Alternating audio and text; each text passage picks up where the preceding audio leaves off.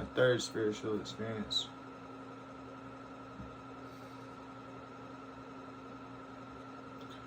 would have to be, I mean, so God was with me, and God spoke to me off and on throughout my growing up. Like I say, sometimes God was my only friend.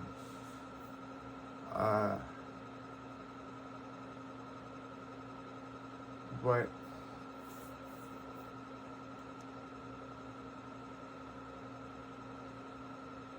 I would say that my next spiritual experience would have been when I seen an orb of light. Now, you know, I seen things before, but this was a direct interaction with God, and so I don't. I still don't fully grasp this, but I'll share it with you. So I was young, and I was laying in the bathtub, and that voice, but a younger version, explained to me that she was a princess. I know this is gonna sound weird, but whatever. She was a princess, and that she existed underneath one of the pyramids, and that she was being guarded. She used the word guarded, but I really felt like it was held captive, more like by a serpent, by a giant serpent. I have yet to understand that, but she explained to me. The reason why I start with this one is because I really want to say this is the beginning of a set of conversations that I'm referring to led up to my dream, because I would say that, so this is third/fourth, because I don't really remember which one came first, but I want to say this one came first. So I was sitting there in this bathtub, and this lady come to me, this younger princess, and explained these things to me, and said that at a certain time her son would be needed. And I saw an orb of light appear in front of me, and I watched it go gently into my chest, and there was no feeling to it, but I remember that. But she told me to be gentle with him and take care of him. The reason why I mention that is because the next conversation that stands out to me is I was at a garage sale, and just out of nowhere, God just came to me, and God explained to me that God wouldn't be able to work with me or help me or do anything with me until I was in my 30s. Specifically, I want to say it's something around the number like 33, like you know. But I don't remember that number exactly. I think it was around the number 33. She explained that I would not be an adult or old enough to be dealt with until I was that age. And it wasn't until I turned in my 30s that I started understanding anything about astrology, and I started hearing about Saturn returns. So I don't know if there was a Saturn return around the 4 blood moons that we had. I don't know. But I know that's when my spiritual awakening happened, and I was right around 33, give or take.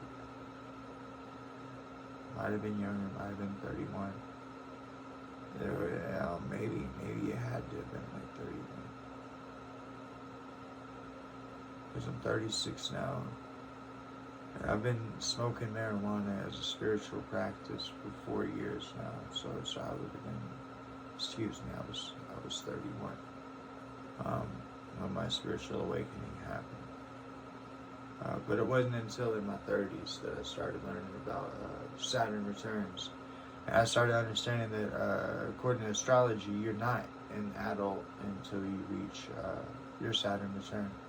And that is 20-something to 30-something. And then it's like it's a time frame that I think it's like 26 to 36 or 26 to 34. Something like that. Yeah, I don't know.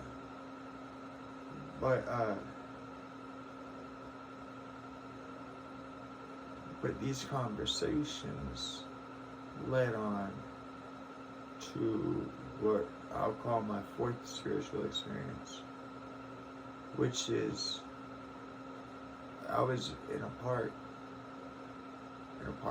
P-A-R-K. I was in a park that I'd always been to, and rode my bike through and been all sorts of places, and I experienced this trail. So what I think happened was I think that this was a dream and that I astral projected. I experienced this trail that I've been back a million times. I've never found. I've looked. I know right exactly where it should be at. It was not there.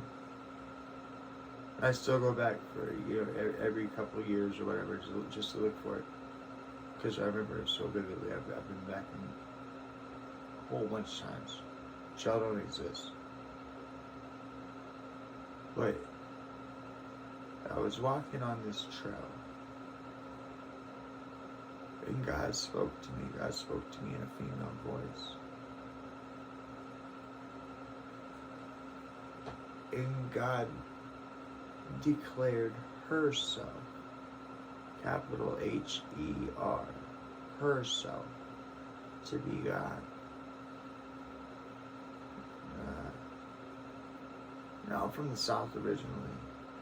I wear Alaska growing hoodie, which is true. I grew up in Alaska. I spent more than the majority of my life in Alaska. But originally, I was born in Louisiana. So my parents came up to Alaska to flee something that I don't know what. We were always moving around, but it's a different story. But I was on this trail, and God declared herself to be God. And I was originally born in Louisiana, so originally I'm a Southern boy. And to me, God was always told to be a male. And all the judgments that you can imagine that a 9-year-old can come up with, and all of the things that you can imagine that I could think, I thought. And I stood there righteously and I says, God's a man. You ain't God. Who are you? And she declared it once more. And I understand that it had to happen by dream, because if it had happened in real life, something would have went wrong somewhere, right? But she declared that she was God in such a loud voice that my bones, the fiber of the earth, just everything just shook. It was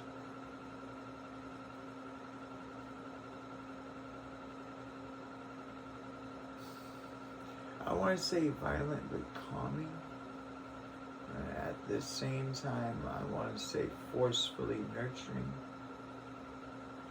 And at the same time, I want to say willingly truthful.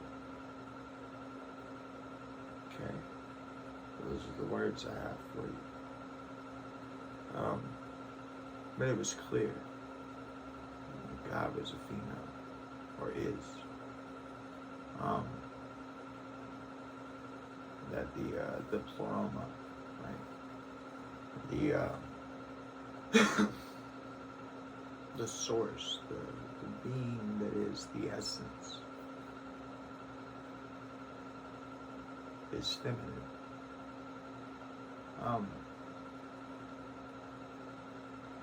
God the Mother is the Queen of Heaven. She's the Mother of Heaven. She has charge over all angels and all aspects of heaven.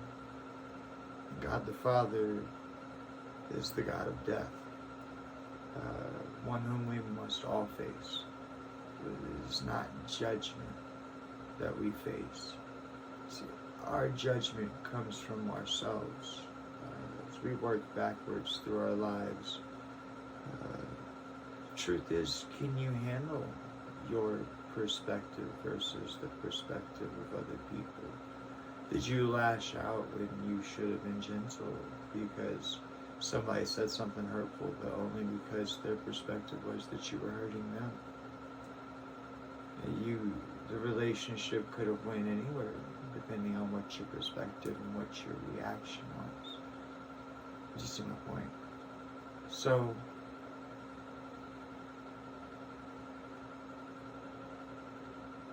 God the Father is the God of death.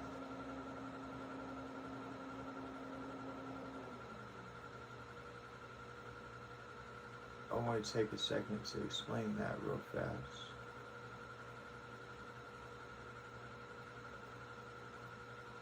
So that you understand. I was flipping cards. I said that my heater died. I was flipping cards. If you recognize me.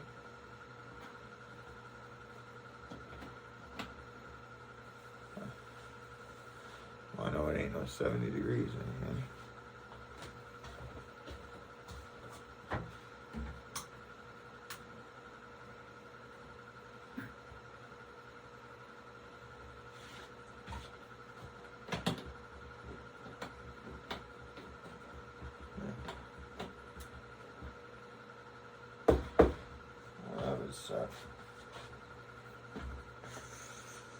Anyways,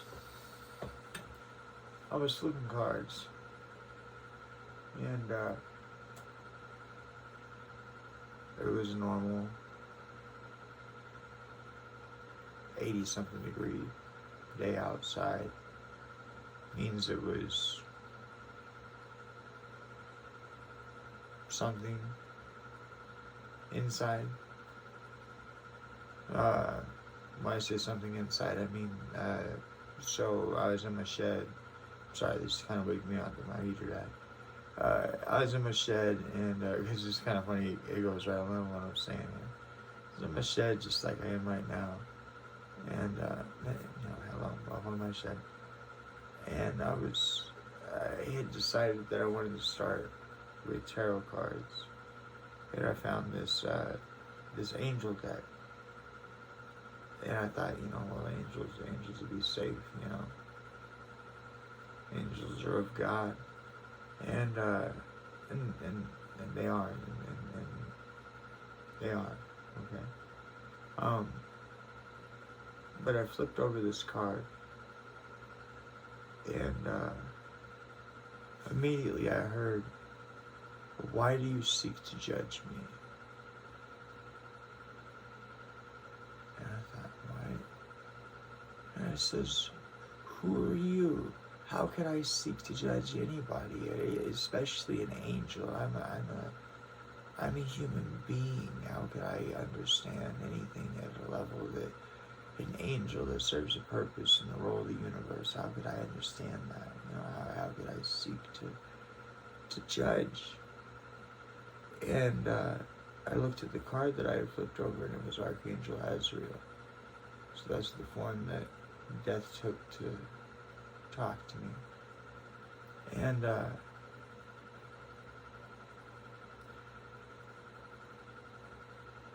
I come to understand, because I said, who is this, right? You know. And as I would exhale, the reason why I mentioned the temperature was because if it was 80 something outside, it was 90 something in here. As I exhaled it, I don't mean to be movie-esque, right? But I watched the air flow out of my mouth, just like on a movie, like a sudden chill. It didn't make any sense because it was 80 something outside. Thank you for letting that come back on.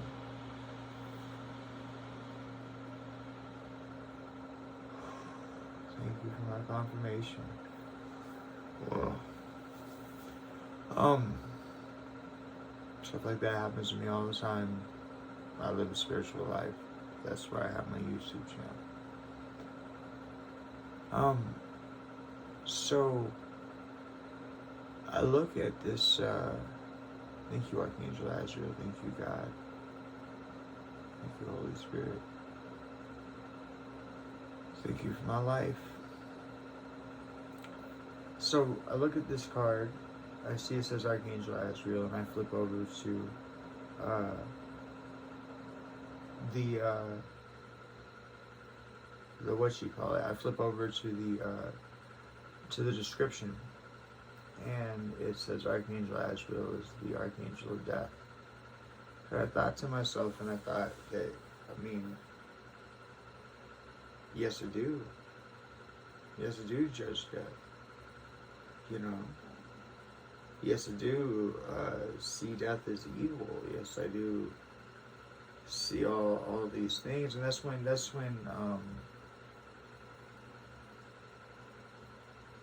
Archangel Azrael revealed to me God the Father as the gardener. You see, it's been a few years now, but when I say been a few years, not a few years of me not gardening, but it's been a few years now of since I started gardening. And the thing I say to you about God the gardener is that when you go to grow tomatoes, you get grass and weeds in between the tomatoes, and you don't take care of it, your plant's not going to grow the best, right? If you grow tomatoes and you don't prune the leaves, right, or the sucker leaves, right, your tree's not going to grow the best, or your tomato plant ain't going to grow the best. And so that leaf or that weed is life. And the gardener understands that, because a gardener, you know, some people, they buy compost, whatever, but the gardener understands that you take that leaf or that blade of grass or that weed or whatever, dandelion, and you throw it in a compost bin, right? And you let it degrade and become nutrients for your soil for the next year. So that life still has purpose. And I come to understand God the Father is the God of death, as in that He appreciates and enjoys this process. Okay? He digs it, so to speak. It's where He's naturally at home at. And so I point out to you the ties of the Cometian religion with Aset and Osiris. It's just clear as day to me, but we'll get to that in another part here. That's coming. And so while there'll be more about God the Mother, just know that God the Mother is the Queen of Heaven, and God the Father is death. In that death is not evil, death is necessary. And out of my conversation with God the Father, the God of death, what I come to understand is, I asked him, I says, then what is your perspective of yourself? In God the Father, the God of death, he said that he is mercy. And it's so understandable. I'll probably create another YouTube video to explain more about why death is mercy, and why God the Father would be the God of death, and why God the Mother would be the Queen of Heaven, and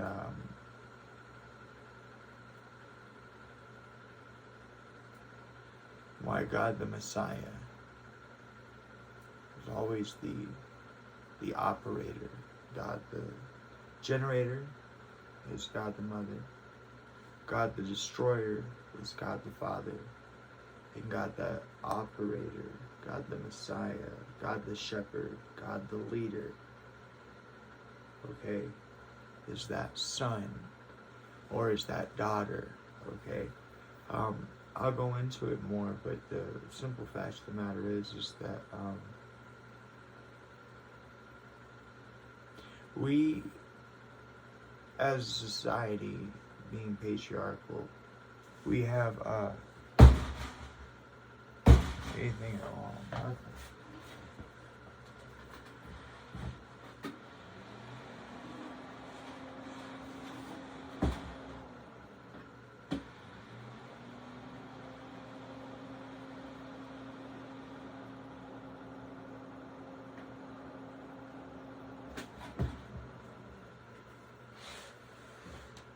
So how to get that figured out. But we as a society have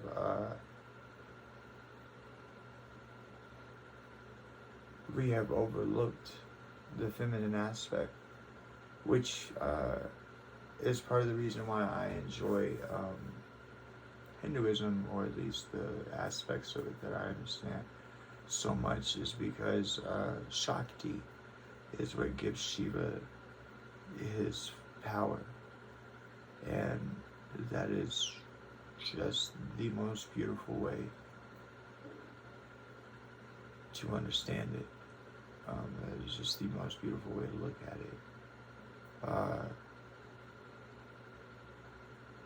We'll get more into God the Mother and God the Father, Shiva, Shakti, and whatnot. Looks like I have to fix my heater, so thank you again, Divine, God, Goddess, Spirit, for coming in and giving confirmation. Middle of my show. So, hey, until next time.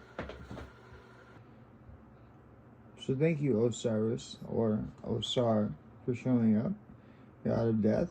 I now have a brand new heater fan, and this one is a newer model. Haha. Here you go. So I feel like that was an awesome confirmation. Y'all got to witness that. I feel like that's awesome too. Leads me into talking about the God of Death. So the thing to understand about the God of Death is that the Death in Tarot also represents transformation. And as you see in the case of my heater there, I had an old one, and now I have this one. It's doing a wonderful job, and it makes less noise. You guys can probably actually hear me better, so there's that part too. Sometimes divine works in ways that we wouldn't normally think about, but I just didn't really think about that one, but there that is. It's a lot quieter in here. Wow. Thank you for my confirmation. Alright, So now I'm gonna hit y'all with my business plan, right? So, I mean every bit of what I'm saying. I'm technologically illiterate, so I don't know if there possesses a way for a account. And of course, I'd be expressing that to my bank and to PayPal. That's the only people I'll take any information from. But I don't know if there possesses a way for an account to be viewable to the populace without being touchable. I don't know, so I had to figure that out. But this is what I'm promising, this is what I'm planning, this is where the goal is, okay? So I have lots of things I want to do. We're going to name off 2 of them in this business plan, and we're going to start ourselves a model for how we can change the world, just with me being on this simple YouTube channel and you hitting the donate button. All I'm asking for is $1. Hear what your dollar gonna do real fast before you judge me. So, when you give me $1, okay, so you're gonna hit that big red donate button.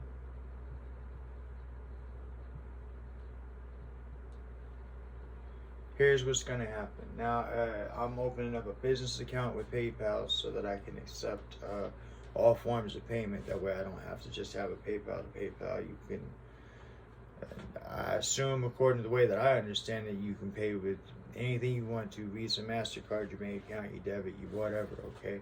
I chose to use PayPal. I understand there's something about some sort of percentages, whatever. I don't care. I want you to know that you are safe in opening up your wallet to me. And I want to make sure that's done through the most reputable that I know of, which is PayPal. Okay, I could be wrong, but it appears to be, when you say online banking or internet, I think the word PayPal. So there you go. So that red donate button is going to put whatever you donate to me. All I'm asking you for is $1, but I'll make it so you can put more if you really want to. But just thank you. But what's going to happen is that when you give me $1, okay, I want you to know what I'm going to do with it. So it's going to go to this PayPal account. Now, I'm sorry, okay, I understand I might be a little paranoid, that's fine, okay? I don't like the idea of my money just sitting on PayPal, okay? So what will happen from there is once you give me that $1 goes from PayPal to the checking account, which is always going to be empty, because the second I put money in the checking account, I'm going to sort it this way, and I'm letting you know how I'm going to sort it. Okay, so we have checking,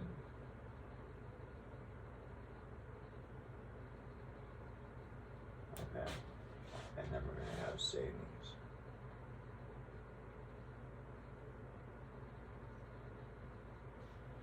And over here we have personal.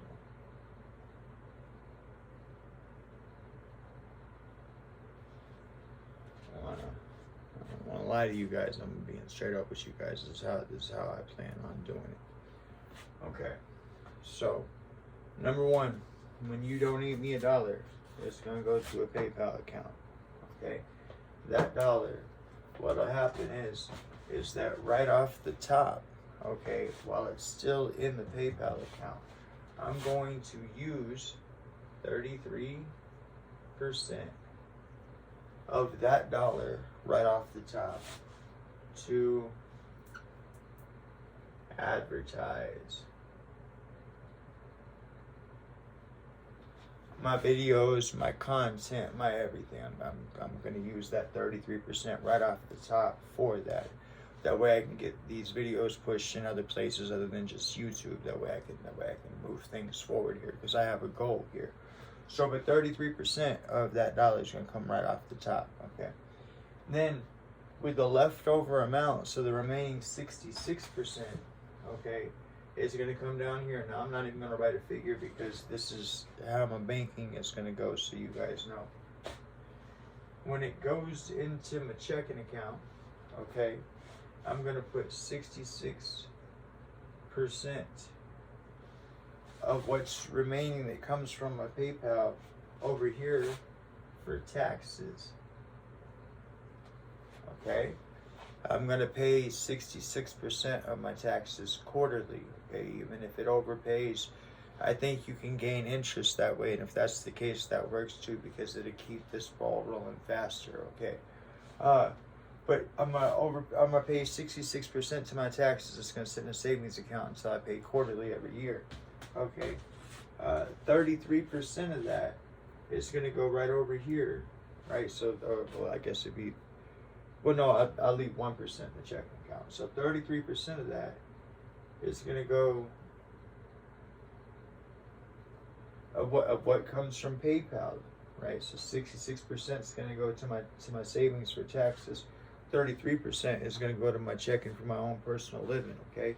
Now I want to tell you what I'm planning on doing with my own personal living portion of this. That way all this will make a little sense to you, and maybe it make a little more sense to you as to why you want to give me that dollar on that PayPal, if you choose to, and if you're in the place to be able to. Okay, and that's this right here. Okay, so that 33% that I set in my checking, of course, you know, I have to pay my bills and such as that, but if I get enough money in there, if you can help support me, if you can help me make this my 9 to 5, okay, if you can, I'll dedicate myself to you. There might be a day or two lapse here coming soon, because I've just hammered at this. I built this thing, and then I've been hammering at teaching myself all these things. I still haven't even figured out how to put these videos to YouTube, but I know that I'm getting the film taken care of, and then as soon as that's done, then I just got to set up the PayPal account, which I'm talking to you about now, and set up a figure out how I can even post these videos onto YouTube, because I don't know that yet. But when you give me that dollar, and I put 33% to advertising initially, and 66% of that comes from my PayPal account to my checking account, right? And 66% of what comes to my checking account is going to go to my savings, and 33% is going to go to my my actual what I live off of, right? I leave that 1% in there for emergencies, or in case we want to splurge on the on doing something for the channel or something like that. I don't know, okay? But what'll happen here is this right here, is I'm gonna take that 33% and I'm gonna buy real estate.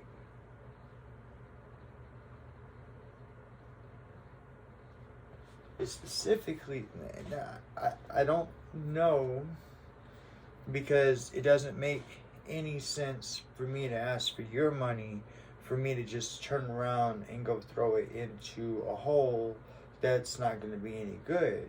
With that being said, I think I would like to buy up low-income housing, because with the goal in it, I know I'm going to say something here, and you guys are going to think it's stupid, and you guys are going to think it's too good to be true, but I actually have a plan for it.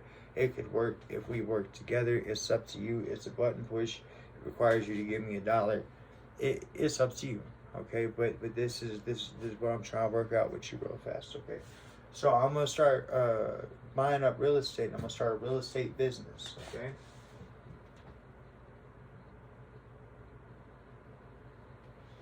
Now, if you give me your $1, like I say, these things will go this way. This will be 33% goes, you know, like I said, I pay my bills first and all that stuff. And when I can afford it, I will invest in real estate. And I'll put videos on here. That way you guys can see that I'm doing the thing. I believe in holding myself accountable, so you guys will be able to see this. All the way from me starting here in the shed to the whatever this ends up being, okay? But what I would like to do is I would like to buy low-income housing, okay?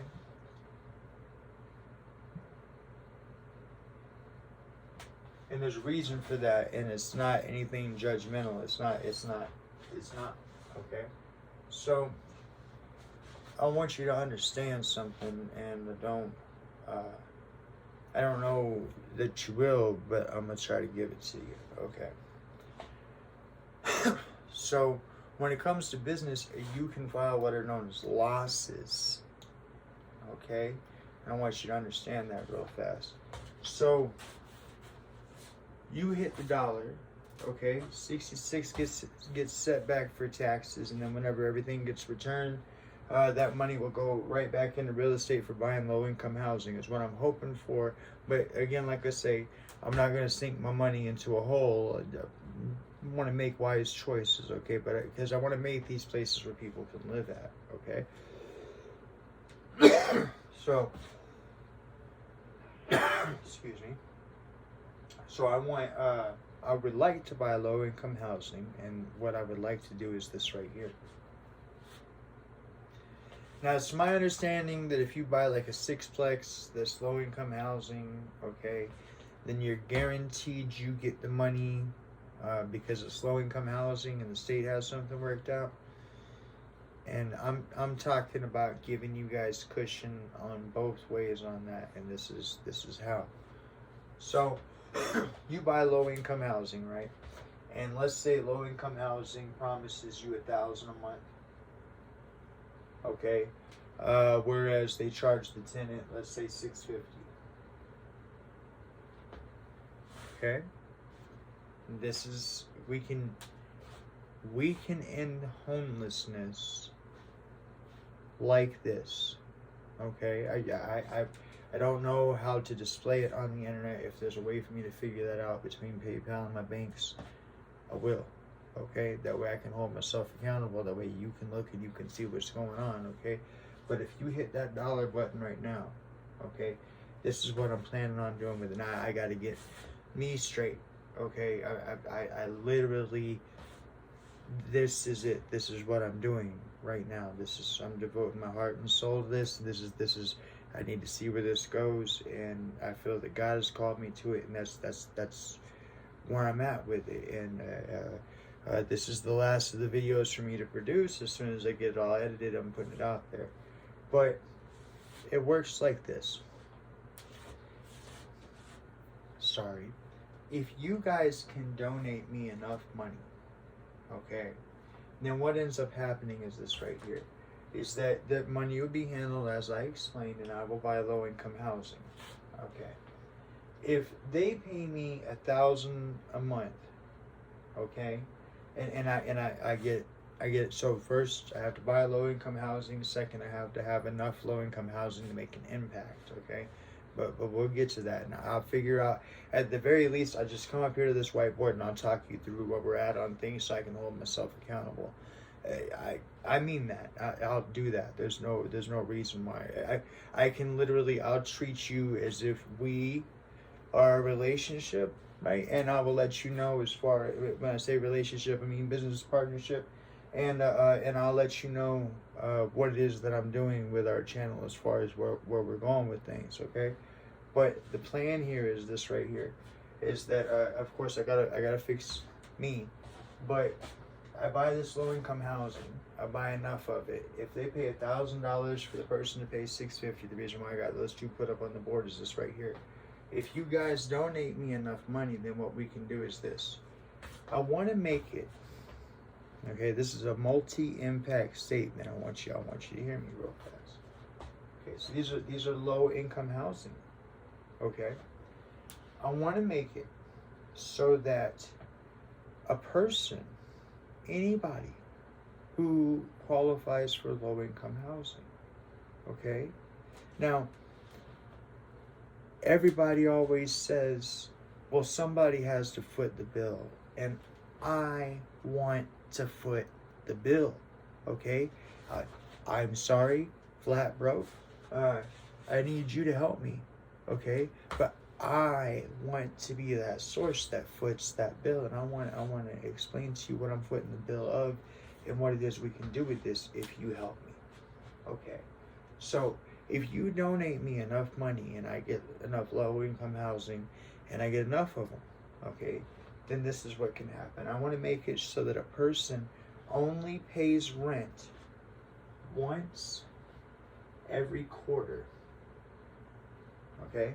So that's once every 3 months, okay? A person would actually pay rent once every 3 months. Now, here's what I mean by that.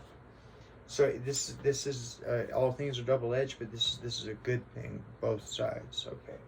So number one, when the state pays me $1,000, when the person's only given $650, the state is bumping me up $350 per person, okay, or per rental unit, okay.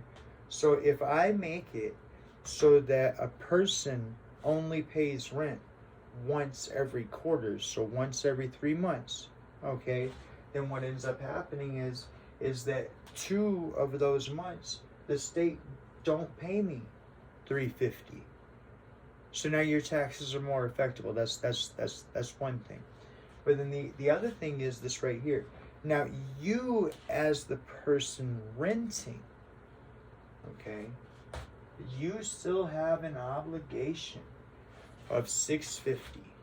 Okay, so every month you as the, I know I just said that you ain't paying rent but once quarterly, and now I'm saying you're paying rent every month, but you are paying rent every month. Okay, you will not lay back, relax, none of that. No, you will have a job. Okay, but we're gonna get you somewhere with your job, and we're gonna make this thing possible. That the only way to do this is there has to be money coming in to support this. But I want you to hear what I have to say real fast. Okay, so if a person is in charge of coming up with $650 every month for their rent because they qualify for low-income housing, okay, and I'm telling you that I am only charging them once every quarter, so I'm only taking that $650 once every 3 months, then that allows for $1,300 every quarter, right?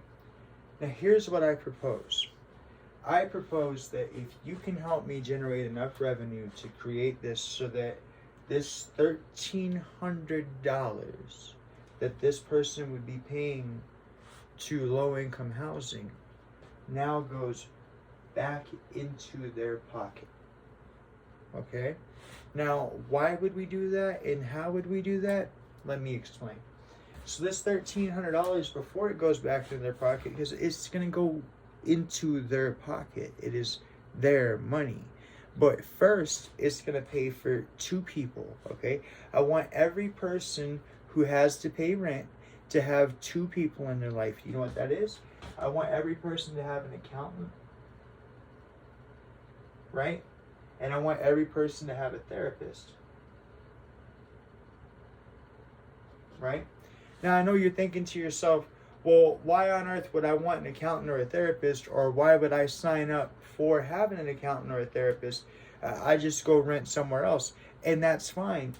You can still rent from me. You don't have to be part of my little game here. However, at the same time, what that equals out to is that if you choose not to be part of my little game, I'll take my $650 from you every month. Thank you kindly, okay? But if you want to play along here, then this is how this works. That $1,300 will be able to pay for you an accountant and a therapist, okay? So there are 2 people in the world that are guaranteed to give a damn about you because somebody's paying them money to do so, okay?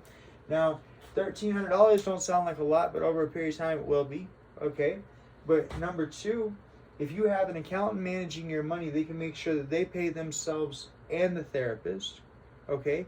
Number 3, if you're a person with a substance abuse addiction problem or some sort of a drinking problem or something like that, you know you have a tendency for benders or whatever, you're not going to be able to get a hold of that money from your accountant without your therapist's okay. Okay, so now you have an actual, real, responsible $1,300 every quarter of the year, okay, that handled properly by an accountant and therapist will be used responsibly in your life. So if you have child support to pay back, if you have overdue taxes, if you have bills to pay, these 2 individuals are going to make sure that you pay them. So that way we have forward movement in your financial future. Do you understand? Okay? And so eventually, as you fix all these things in your problem, in your situation, this $1,300 gets set back and set back and set back, either A, for you to buy a home, B, for you to do something with your credit, or see to move into a better place, whatever it is that you want to do. Eventually I will have better homes that I buy as part of this, as this thing keeps on going. But what I need from you, my business plan, it all hinges on you. You got to hit that donate button. You got to give me at least $1. All right, it's $1, okay? That's what I'm going to do with it. 33% of it's going to go towards that, okay? I'll make my money off of, I won't make any money. That's kind of the point, is that I'll be making my money off of the donate button, off of the 33% where I told you to go, where to come from, right? So I'll live off of that. But my goal, okay, is to buy up as much housing as we can. That way we can get people off the streets. I want you to understand this does a couple of things, okay? So number one, if you get people off the streets, you know what you lower? You lower crime. That's right. When you don't have people on the street with nothing better to do than to have their hands in their pockets and walking down the road, right? Peeping stuff, contemplating, figuring out what they're gonna do,